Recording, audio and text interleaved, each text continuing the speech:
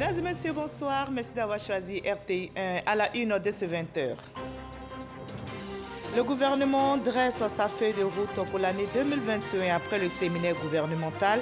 D'importants défis sont à relever pour le bien-être des populations sur le terrain. Cela va se traduire par des actions concrètes dans divers secteurs comme l'éducation.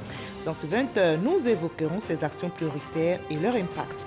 Le COSIME, nouveau président, l'imam Ousmane Diakité, a été désigné à l'unanimité par ses pairs aujourd'hui, dimanche 25 avril, à la tête du Conseil supérieur des imams, des mosquées et des affaires islamiques de Côte d'Ivoire.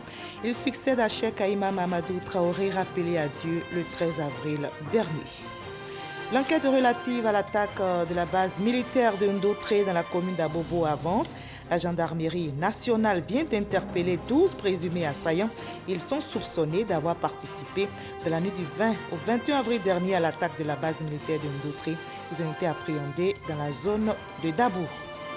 On connaît les résultats des législatives tenues hier samedi dans la circonscription électorale de Niakara, Tortilla, Harikoka. Le scrutin a été remporté par la liste RHDP conduite par Catherine Koné. Le rassemblement des oufouettistes pour la démocratie et la paix a récolté 59,79% des voix. 5 candidats étaient en lice. Soyez les bienvenus sur RTI1. Le gouvernement dresse sa feuille de route pour l'année 2021 après le séminaire gouvernemental. D'importants défis sont à relever. Sur le terrain, cela va se traduire par des actions concrètes dont le but est d'impacter positivement le quotidien des populations. Mais quelles seront ces actions prioritaires dans les secteurs comme l'éducation, la santé, l'emploi et la sécurité? Élément de réponse avec Mahama Traoré.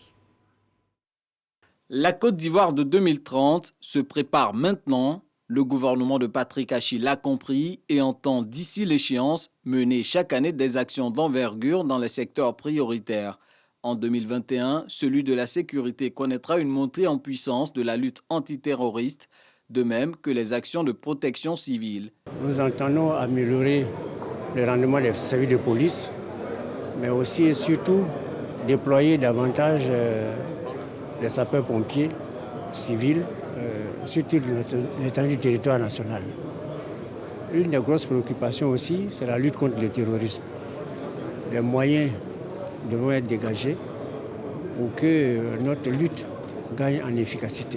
Besoin d'être rassurés sur le plan sécuritaire, les Ivoiriens attendent également de l'être sur le plan sanitaire dans un contexte où le virus de la Covid-19 est encore actif. Le ministère de la Santé va ainsi intensifier sa stratégie vaccinale dans les semaines à venir. Le renforcement du plateau technique va également se poursuivre en 2021 avec la construction et la réhabilitation de plusieurs édifices sanitaires à Abidjan et à l'intérieur du pays. La Côte d'Ivoire va se donner les moyens d'avoir tous les types de vaccins et nous allons faire en sorte que partout où tous ceux qui sont en âge d'être vaccinés, ils pourront se vacciner pour se protéger contre cette maladie. D'ici la fin d'année, c'est plus de 300 lits supplémentaires qui seront servis, plus de 100 blocs opératoires. Nous allons augmenter l'accessibilité aux soins de santé par l'opérationnalisation de la CMU, la vulgarisation. Et nous allons travailler avec tous les Ivoiriens pour que chacun, en arrivant à l'hôpital, n'ait pas la peur au ventre. Parce que l'objectif de la couverture maladie universelle, c'est de faire en sorte que lorsque vous arrivez à l'hôpital, quel que soit votre statut, vous puissiez être pris en charge. Dans le secteur de l'éducation, que va impliquer la mise en œuvre du décret d'application de la suppression des frais COGES? La réponse sera connue dans les semaines à venir. En parallèle, le ministère de l'Éducation va mener des actions d'envergure. Il s'agit d'intensifier la construction et l'équipement des écoles et des collèges de proximité. Au niveau de la qualité, il s'agit de voir comment recruter des enseignants qualifiés et comment également faire en sorte que le niveau des élèves soit meilleur. Donc ce deuxième défi au niveau de la qualité, c'est la qualité et l'excellence. Le troisième niveau de défi, c'est celui de la gouvernance. Il s'agit de voir comment financer l'école. Au niveau de l'enseignement supérieur, de nouvelles universités devraient ouvrir leurs portes cette année. Bien sûr, les chantiers en cours vont continuer. Vous avez actuellement l'université de San Pedro qui est en construction. La première phase de l'université qui, à terme, devra accueillir 3000 étudiants. a été réalisé à 40%, il reste les 60% et les travaux continuent. Nous avons bon espoir d'achever ce qu'on appelle le bouclage financier sur l'université, de telle sorte qu'en octobre 2021, on puisse ouvrir cette université. Et de l'autre côté, vous avez l'université de Bontougou, financée par la Banque islamique de développement, qui est en cours de réalisation et les travaux vont bon train. Et là également, normalement, nous devons pouvoir ouvrir cette université en octobre 2022. Pour les apprenants déjà aptes pour le marché de l'emploi, des dispositifs d'insertion socio-professionnelle sont prévus par le gouvernement. Tous les programmes qui sont en cours vont continuer, mais au-delà de ces programmes, nous allons explorer toutes les possibilités, comme je l'ai dit, et avec le secteur privé et avec les autres ministères sectoriels, nous allons explorer toutes les possibilités pour aller beaucoup plus loin dans les résultats donc déjà obtenus. La feuille de route désormais dressée au niveau de chaque département ministériel, Patrick Hachi ne demande qu'une chose aux membres du gouvernement, des actions suivies de résultats afin d'améliorer le quotidien des populations. La solidarité, le partage, la fraternité se renforcent en ce mois de Ramadan. Le COSIM, Conseil supérieur des imams, des mosquées et des affaires islamiques, a convié plusieurs personnalités, dont le Premier ministre à sa traditionnelle rupture collective de jeûne. Le chef du gouvernement ivoirien, Patrick Hachi, a invité les guides religieux à prier pour la paix en Côte d'Ivoire. Konepagasoro de Madonji. Deuxième décade du mois de Ramadan, quatrième pilier de l'islam. Période favorable pour le Conseil supérieur des imams, des mosquées et des affaires islamiques en Côte d'Ivoire, COSIM, pour organiser sa traditionnelle rupture collective du jeûne. Occasion pour le président du comité de transition des désignations du nouveau cheikh Aïma de mettre en relief l'importance de cette rencontre islamique, non sans rendre hommage au cheikh Aïma Bouakari Fofana et au cheikh Aïma Traoré Mamadou, mais aussi au Premier ministre Amadou Gon Coulibaly et Ahmed Bakayoko, tous rappelés à Dieu. Cheikh Moustapha Sonta a traduit la reconnaissance du COSIM au président de la République, Alassane Ouattara, pour ses actions de générosité à l'endroit de toutes les confessions religieuses. Le Ramadan, avec son jeûne, ses prières nocturnes et ses œuvres cultuelles, vient chaque année pour revivifier la vie des musulmans, éduquer les êtres et éveiller le cœur en transformant positivement et son esprit et son comportement. C'est cela le caractère hautement spirituel du jeûne. La traditionnelle rupture collective du jeûne de Ramadan du COSIM a bénéficié du soutien du corps diplomatique accrédité en Côte d'Ivoire, à sa tête le représentant du nonce apostolique, des responsables de la Chambre des rois et chefs traditionnels et des guides des autres confessions religieuses, d'une forte délégation des membres du gouvernement conduite par le Premier ministre Patrick Hachi, qui représentait à cette cérémonie religieuse le chef de l'État Alassane Ouattara. Université islamique, centre de santé communautaire, lycée islamique, chaîne de radio, chaîne de télévision, plusieurs réformes tendant à l'amélioration de la pratique religieuse et une obstinée éducation à la culture de la paix sont des acquis incommensurables qui ont changé le visage de l'islam et des musulmans en Côte d'Ivoire sous la houlette du COSIM. C'est l'occasion de saluer les guides religieux d'autres confessions qui ont bien voulu répondre présent à l'invitation du COSIM, une belle preuve de fraternité sans clivage. Partage de repas, louanges, prières collectives, invocations et bénédictions pour la cohésion, la paix et la stabilité. Des temps forts qui ont meublé cette cérémonie de rupture collective du jeûne du Conseil supérieur des imams des mosquées des affaires islamiques en Côte d'Ivoire, édition 2021. Le COSIM a un nouveau président. L'imam Ousmane Diakité a été désigné à l'unanimité par ses pairs aujourd'hui, dimanche 25 avril, à la tête du Conseil supérieur des imams des mosquées et des affaires islamiques de Côte d'Ivoire. Il succède à Cheikh Aïma Mamadou Traoré, rappelé à Dieu le 13 avril dernier. Nous Sangaré, Konepagasoro de Mandonji. Après le décès de Cheikh Aïma Traoré Mamadou le mardi 13 avril dernier, il aura désormais la tâche de diriger et de conduire la communauté musulmane de Côte d'Ivoire. L'imam Ousmane Diakité, c'est lui, le nouveau cheikh Aïma. Il a été désigné à l'unanimité par ses pairs ce dimanche à la tête du COSIM, Conseil supérieur des imams des mosquées des affaires islamiques. Cela au cours d'un conclave convoqué par le comité de transition de désignation du nouveau cheikh du COSIM.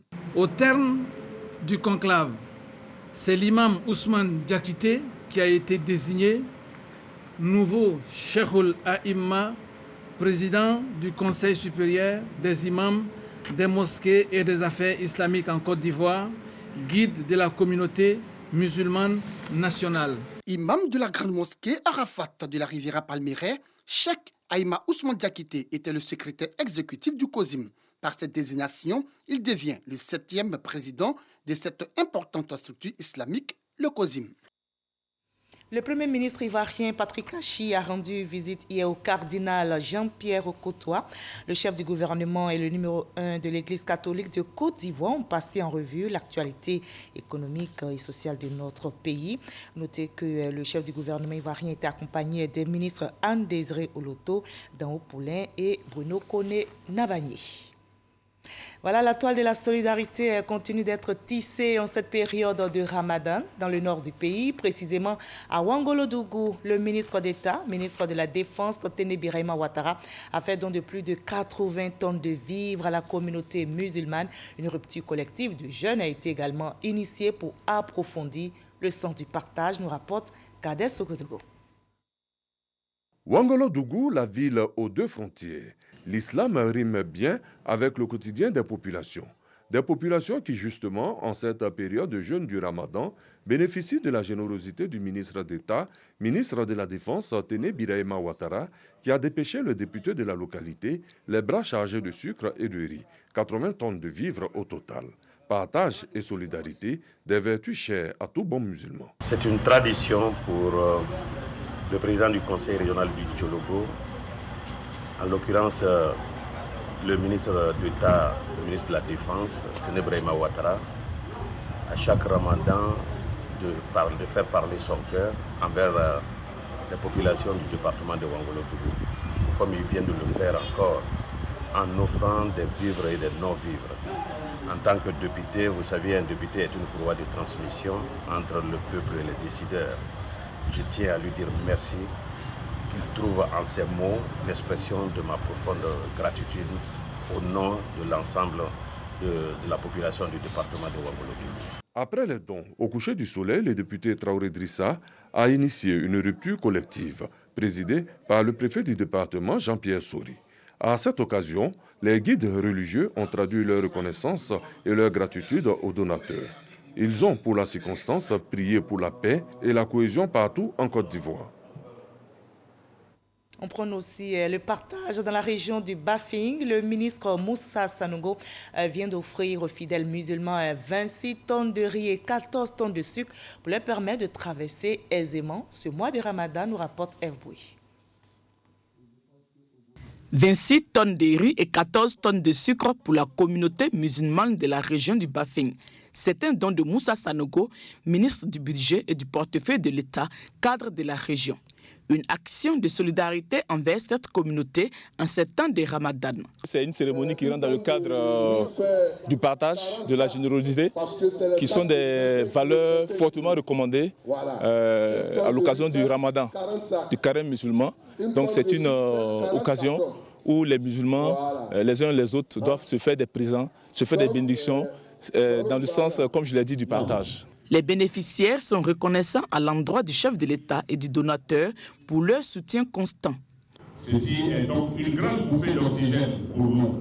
Et quand quelqu'un vient soulager nos parents comme ça, le minimum que tu puisses faire là, c'est de lui dire merci.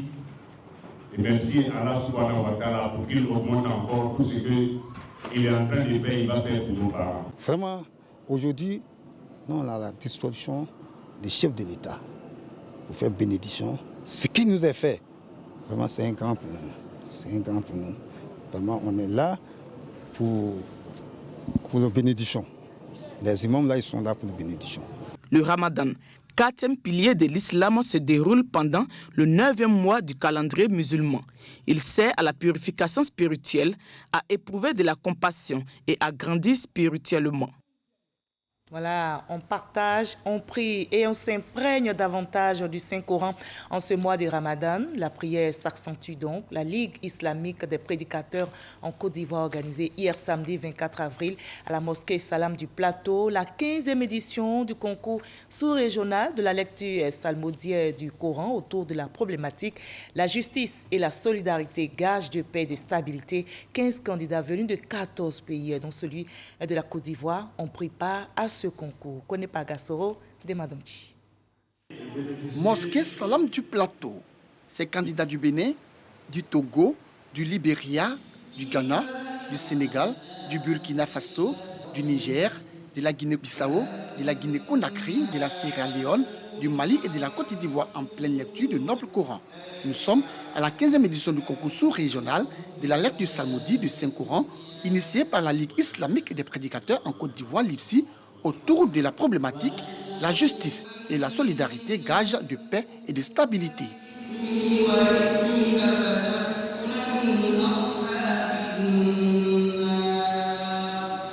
En plus de la sensibilisation qui se fait à travers les caravanes et les prêches, la LIPSI a décidé de prendre part à la recherche de la paix, de la stabilité et de la cohésion sociale et surtout de l'intégration sociale.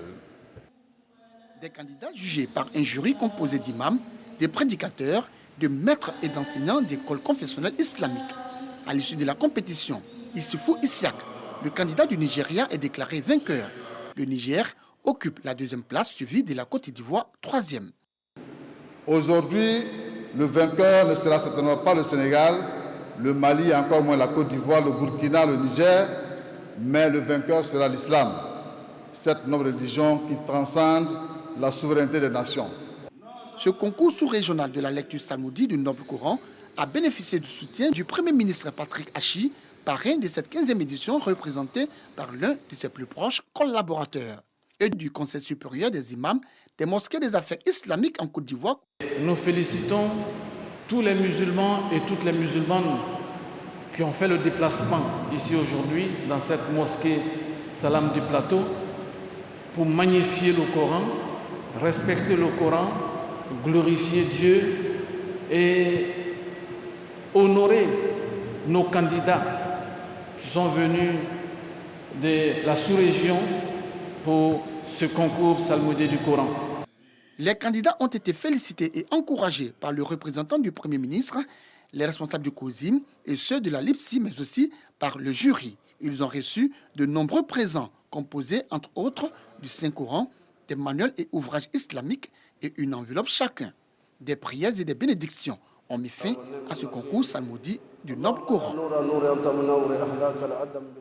Et les prières en faveur de notre pays portent l'enquête relative à l'attaque de la base militaire de Ndotri dans la commune d'Abobo avance très bien. La gendarmerie nationale vient justement d'interpeller 12 présumés assaillants. Ils sont soupçonnés d'avoir participé dans la nuit du 20 au 21 avril dernier à l'attaque de cette base militaire de Ndotri. Ils ont été appréhendés par les fins limiers dans la zone de Daloa, à Boussanogo. C'est dans la nuit du 20 au 21 avril dernier que la base militaire de Ndotri, dans la commune d'Abobo, qui abrite le 2e bataillon pilote projetable, a été attaquée par des individus. Le bilan fait état de 4 assaillants neutralisés et d'un militaire ivoirien blessé. Suite à cette attaque, une enquête a été ouverte par la gendarmerie nationale. Enquête qui a permis de localiser dans la zone de Daloa, plus précisément dans le village de Bekiprea, ces 12 présumés assaillants qui, dans leur repli sur leur base, ont fait escale à Daloa. L'un des présumés cerveaux confirme qu'ils ont été recrutés à Abidjan. Les courriers avec les gens qui ont avec les plans pour attaquer. Là-bas, on m'a expliqué qu'il y a un travail. Après le réunion, là, maintenant, il y a les Libériens qui ont nous montré les armes qu'il y a les missions à quelque part qu'on a groupé ensemble pour partir là-bas. C'est là-bas on est parti maintenant et puis on nous a montré les trucs là, qu'il y a les missions. Ce qu'ils ont montré là, dans un campement, c'était 4 carages avec les machettes. C'est ce qu'ils ont montré. On d'autres là-bas. C'est au Carrefour là même. Ils ont parlé et puis ils sont partis vers où il y a Carrefour. Séminaire là. Ils sont partis vers dedans, c'est là-bas on nous a voyé. Il y a vu beaucoup de personnes là-bas. Et ils ont été recrutés avec forte promesse. Ils disent qu'ils vont nous donner l'argent. Mais avant qu'ils vont te donner l'argent, il faut signer devant ton nom. 1 million et quelques. Les enquêtes sont en cours à l'effet de mettre le grappin sur toutes les personnes impliquées dans l'attaque de la base militaire de Ndotré. On connaît les résultats des législatives tenues hier samedi dans la circonscription électorale de Niakara, Tortilla, Arikoka, commune et sous-préfecture. Le scrutin a été remporté par la liste RHDP conduite par Catherine Koné. Le Rassemblement des oufouettistes pour la démocratie et la paix a récolté 59,79% des voix. Le taux de participation, 51,36%. 5 candidats étaient en liste, dont 4 indépendants. Voyons l'annonce des résultats proclamés ce jour par la Commission électorale indépendante.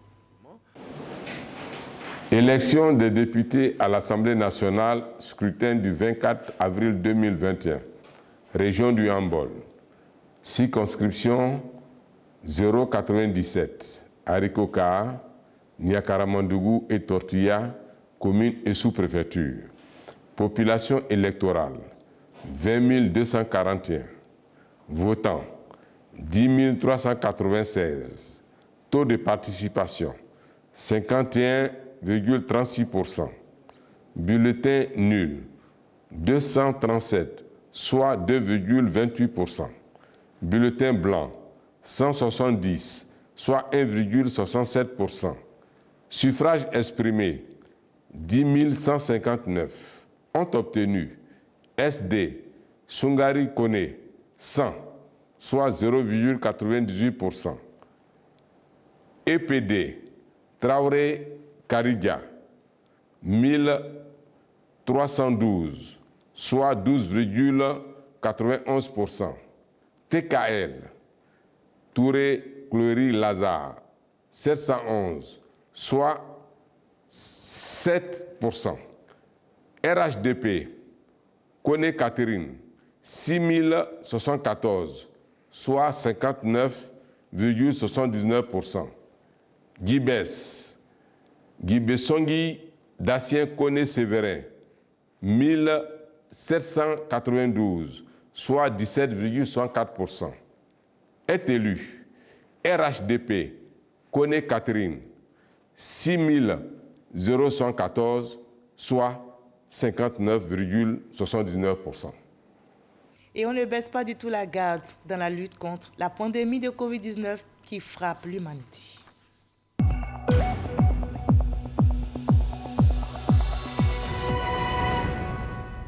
Attention, restons vigilants. Le coronavirus continue de circuler. Ce dimanche 25 avril, on dénombre dans notre pays 32 nouveaux cas, 45 852 cas confirmés à ce jour, 45 374 personnes guéries, 282 décès enregistrés. Nombre total d'échantillons, 585 823. Le 24 avril, 1648 personnes ont été vaccinées, soit un total de 118 875 personnes vaccinées contre la pandémie de Covid-19. Dans le cadre du Dimanche Magazine de ce 13h, Herman Guivet a reçu M. Omarou Kwala, directeur national des villages d'enfants SOS de notre pays. Et voici maintenant 50 ans que l'institution existe. Et bien au bout de 50 ans, quel bilan? Je vous propose un extrait de les échanges pour nous faire une idée. 50 ans de SOS Village d'Enfants Côte d'Ivoire, c'est 50 ans de partenariat réussi avec le gouvernement de la République de Côte d'Ivoire. C'est 50 ans d'expérience dans la prise en charge du remplacement des enfants privés de protection parentale. C'est 50 ans de résultats riches pour la promotion des droits de l'enfant et des jeunes. Et ces 3 villages installés sur le territoire ivoirien, après le premier village ouvert en 1971. Et chaque village prend en charge autour de 200 enfants dans différentes familles qui sont établies au sein donc, du village. Et il faut dire que c'est une prise en charge intégrale, une prise en charge holistique qui consacre donc tous les aspects pour l'épanouissement de l'enfant. Pour nous, le principe fondamental, c'est que chaque enfant a droit à un foyer chaleureux. Nous avons actuellement plusieurs dizaines, sinon des centaines de jeunes cadres qui sont sortis des villages SOS et qui sont dans plusieurs administrations de la République de Côte d'Ivoire. Je profite de cette occasion pour dire merci au gouvernement de la République de Côte d'Ivoire qui, sur les 50 années, nous a été d'un appui inestimable et nous a permis donc de pouvoir assurer notre mission avec succès. En dehors donc de cet appui du gouvernement, nous avons donc l'appui de ce qu'on appelle les parrains et les marraines, qui sont des individus, des personnes physiques ou des personnes morales qui, de manière volontaire et citoyenne, décident de parrainer un enfant, de parrainer une famille ou de parrainer tout le village. Il y a des sociétés et des entreprises également qui sont des entreprises citoyennes qui décident aussi de nous accompagner. Pour les 50 années, nous pensons continuer notre mission donc, de la prise en charge de remplacement en renforçant donc bien sûr la qualité de la prise en charge et aussi diversifier et accroître nos sources de revenus en invitant la population d'une manière générale, les sociétés, les entreprises citoyennes à pouvoir parrainer et supporter les actions de village SOS en Côte d'Ivoire. D'autres questions dans ce 20, comment s'orienter après le baccalauréat? Comment capter et savoir les opportunités pour réussir son insertion professionnelle? Autant de questions évoquées au cours d'une conférence au lycée Bad de Ndoussi. Conférence animée par un modèle de réussite. Il s'agit de Brice Etienne Témélé, directeur administratif du patrimoine de l'Ageroute. Et c'était à l'occasion des journées carrières initiées par le Centre d'information et d'orientation de la direction départementale de l'éducation nationale de Tiasalé. Michel Mambo. Ndoussi, au sud de la Côte d'Ivoire, dans le département de Tiasalé. Animation particulière. Au lycée moderne Bad Ndoussi, les journées carrières battent leur plein. Djeneba et Ramata sont au rendez-vous. Venues de Tiasalé, elles sillonnent les différents stands à la recherche d'informations. Cette journée est bienvenue pour les élèves en classe d'examen. Parce qu'il y a plein d'élèves qui ne savent pas où s'orienter après les examens. Ils sont un peu perdus. Donc cette journée nous aide à mieux nous orienter et comprendre aussi les métiers que nous voulons faire. Visite de stand et également conférence au programme de ces journées d'information et d'orientation. À la tribune du modèle de réussite, Brice Etienne Témélé. Le directeur administratif du patrimoine de l'Ageroute partage son expérience avec la jeune génération. Les maîtres mots de son propos, courage et abnégation au travail. Il y a du travail en Côte d'Ivoire. Mais seulement, c'est des meilleurs qui arrivent à se démarquer pour obtenir ce travail-là.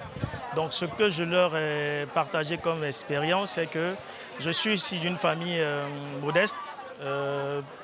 On a vécu dans des conditions très difficiles. Mais cela ne m'a pas empêché de me donner à fond dans le travail et jusqu'à ce que j'arrive là où je suis. Donc, je leur ai demandé également d'être respectueux et de chercher à apprendre des aînés. Un message qui captive plus d'un. J'ai retenu que dans le travail, il faut persévérer et que seul le travail paye.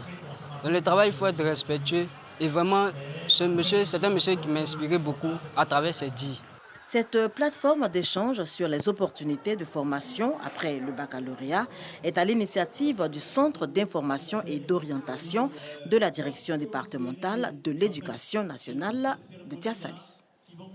Il était aussi un digne fils de la Côte d'Ivoire, un modèle de réussite.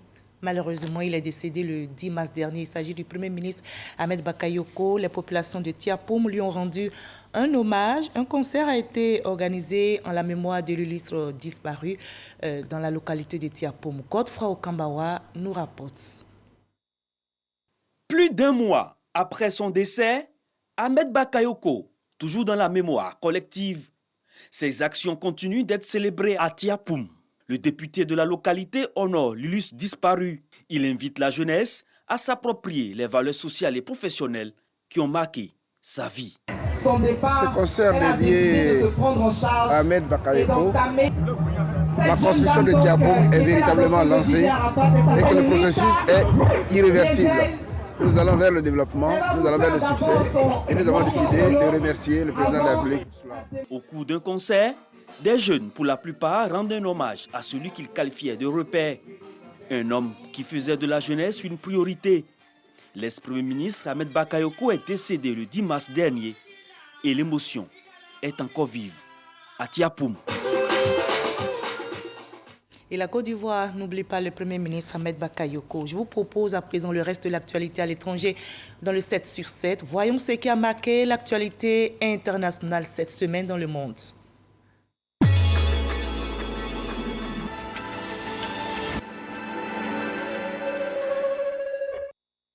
La Cour suprême malienne a rejeté le pourvoi du procureur général. Elle a donc confirmé l'abandon des poursuites intentées contre plusieurs personnalités du pays, dont l'ancien Premier ministre Boubou Cissé. Ces personnalités étaient accusées d'avoir préparé un coup d'État. 5 des 7 accusés emprisonnés depuis décembre ont été libérés. La justice malienne n'a fourni aucune preuve du coup d'État en préparation. L'Agence européenne des médicaments a réitéré sa confiance dans le vaccin contre la Covid-19 de Janssen, filiale de Johnson & Johnson. Le régulateur européen reconnaît qu'il pourrait avoir un possible lien entre ce produit et des cas de caillots de sang atypiques chez des personnes vaccinées aux États-Unis, mais elle estime que les caillots sanguins devaient être répertoriés comme effet secondaire très rare du vaccin Johnson & Johnson. Des manifestants affirment avoir été victimes d'actes de torture et de mauvais traitements de la part des forces de l'ordre dans les lieux de détention, et ce après des protestations dans l'affaire impliquant l'opposant Ousmane Sonko en février et mars dernier. Pour apaiser la tension, les autorités ont annoncé la mise en place d'une commission d'enquête libre et indépendante pour situer les responsabilités. Ce jeudi, au large de la Libye, une dizaine de corps a été retrouvé près d'un bateau. Ce bateau pneumatique avait été signalé en détresse avec 130 personnes à bord. Aucun survivant n'a été retrouvé lors des opérations de recherche. Une dizaine de chefs d'État étrangers ont participé ce vendredi aux funérailles d'Idriss Déby en N'Djamena. Le président tchadien est mort le mardi 20 avril à 68 ans lors des opérations militaires contre les rebelles du FACT. Son fils Mahama Idriss Déby, général de corps d'armée, occupe les fonctions de chef de l'État et de chef suprême des armées selon la charte de transition publiée après son décès. Le secrétaire d'État américain Anthony Blinken vient de nommer un émissaire des États-Unis pour la Corne de l'Afrique. Jeffrey Feltman doit rechercher une issue au conflit au Tigré afin d'éviter une escalade entre Addis Abeba et Khartoum qui se disputent une zone frontalière. Il doit aussi apaiser les tensions entre l'Éthiopie, le Soudan et l'Égypte autour du barrage éthiopien sur le Nil. Ce dimanche, la marine indonésienne a annoncé avoir retrouvé le sous-marin qui avait sombré au large de Bali. Le commandant des forces armées indonésiennes a donc confirmé que les 53 membres d'équipage sont tous décédés. Le sous-marin, brisé en 3 parties, avait disparu le mercredi 21 avril dernier.